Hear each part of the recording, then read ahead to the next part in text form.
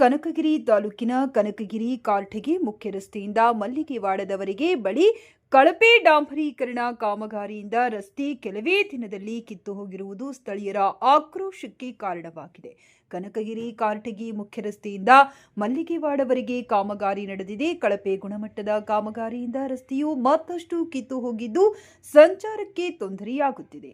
ಕೆಲವು ದಿನಗಳ ಹಿಂದೆ ಹಾಕಿದ್ದ ಡಾಂಬರ್ ಕಿತ್ತು ಹೋಗಿದ್ದು ಇದಕ್ಕೆ ಲಕ್ಷಾಂತರ ರೂಪಾಯಿಗಳನ್ನು ವ್ಯಯ ಮಾಡಲಾಗಿದೆ. ಕ್ಷೇತ್ರದ ಶಾಸಕರು ಹಾಗೂ ಸಚಿವರು ಶಿವರಾಜ್ ತಂಗಡಿಗೆಯವರು ಮಲ್ಲಿಗೆವಾಡ ಗ್ರಾಮಕ್ಕೆ ಮದುವೆ ಸಮಾರಂಭಕ್ಕೆ ಆಗಮಿಸಿದಾಗ ಗುತ್ತಿಗೆದಾರರಿಗೆ ಅರ್ಧ ಕೆಲಸ ಪೂರ್ಣಗೊಂಡಾಗ ಮಲ್ಲಿಗೆವಾಡ ಗ್ರಾಮಕ್ಕೆ ಆಗಮಿಸಿದಾಗ ಗುತ್ತಿಗೆದಾರರಿಗೆ ಯಾವ ತರ ಕೆಲಸ ಮಾಡ್ತಾ ಇದೆಯಪ್ಪ ನೀನು ಅಂತ ಕೇಳಿದಾಗ ಏನು ತಪ್ಪಾಗಿದೆ ಸರ್, ಅದರ ಮೇಲೆ ಇನ್ನೊಂದು ಕೋರ್ಸ್ ಹಾಕಿ ಕೊಡ್ತೀನಿ ಎಂದು ಹೇಳಿದರು.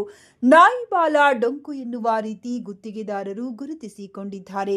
ಅಧಿಕಾರಿಗಳು ಕಾಟಾಚಾರಕ್ಕೆ ಕೆಲಸ ಮಾಡಿ ಸರ್ಕಾರದ ಅನುದಾನ ದುರುಪಯೋಗ ಪಡಿಸಿಕೊಂಡಿದ್ದಾರೆ ಎಂದು ಗ್ರಾಮದ ಯುವ ಮುಖಂಡರು ಯಮನೂರಪ್ಪ ಮಲ್ಲಿಗೆವಾಡ ಆರೋಪಿಸಿದ್ದಾರೆ.